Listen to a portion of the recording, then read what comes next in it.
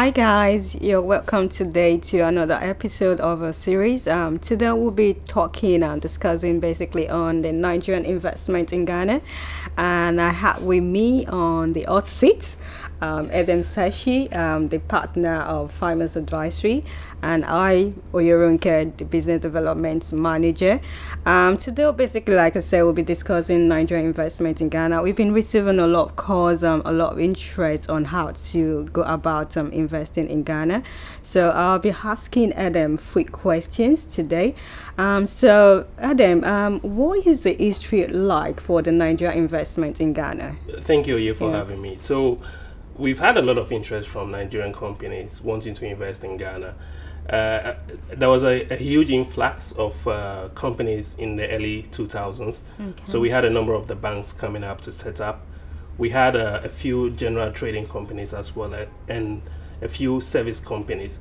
So the banking sector actually took a boom when the Nigerian banks came in, because they came in with a lot of innovation, new products, and also that led to a certain growth in the banking sector in Ghana. And that has spurred a lot of other companies to come in after that. Oh, okay. So the bank pretty much opened the doors for other companies. Exactly, yes. Yeah, okay. So that brings me to my next question. So what are the new trends you are seeing in terms of these business opportunities in Ghana? Yeah, so in the last couple of years, 5 years ago, we see that there is a lot more manufacturing companies coming in. Yeah. Manufacturing and services company.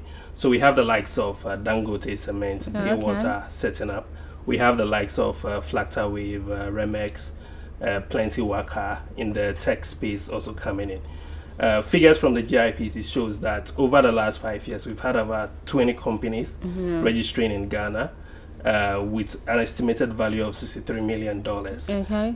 That figure doesn't really capture the small companies that have come in, but then that is a new trend that we see coming in. Yeah. All right. So if I'm going to jump in, what are the key sectors, the industries that you think people might just want to look into and say, okay, yeah, I want to try this?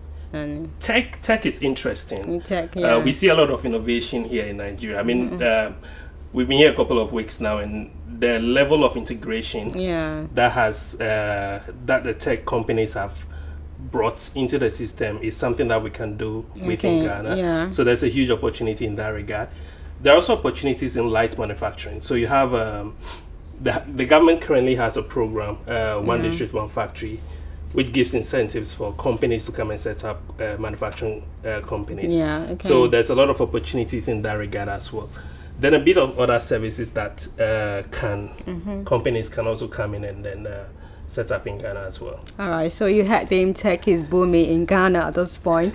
And also you mentioned manufacturing and the service industry. Yeah. So if you are looking for any opportunities in that area, you should look in that area. So Edem, what advice will you give prospective investors? First of all, have a good marketing budget for when you want to set up. You need to make sure that the community accepts your product, and the only way you can do that is by having a good budget for marketing and all that. Most companies, there's a credit culture, as we call it. So if you're looking to probably sell a product in the market, don't be surprised if the buyer or importer asks you for credit. So have that in mind, to probably give a little credit for them to try the product out before they go full-fledged into it.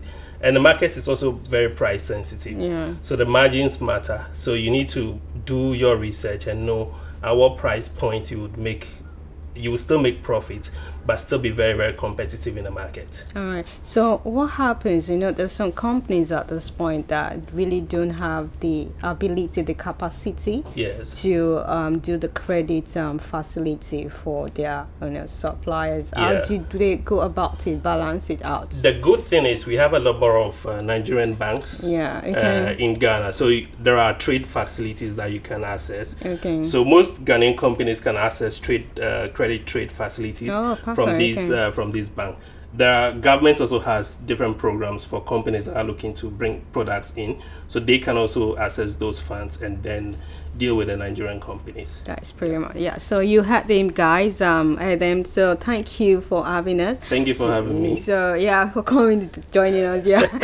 so this is the end of the series, and we'll see you at the next one. Thank you. All right. Bye.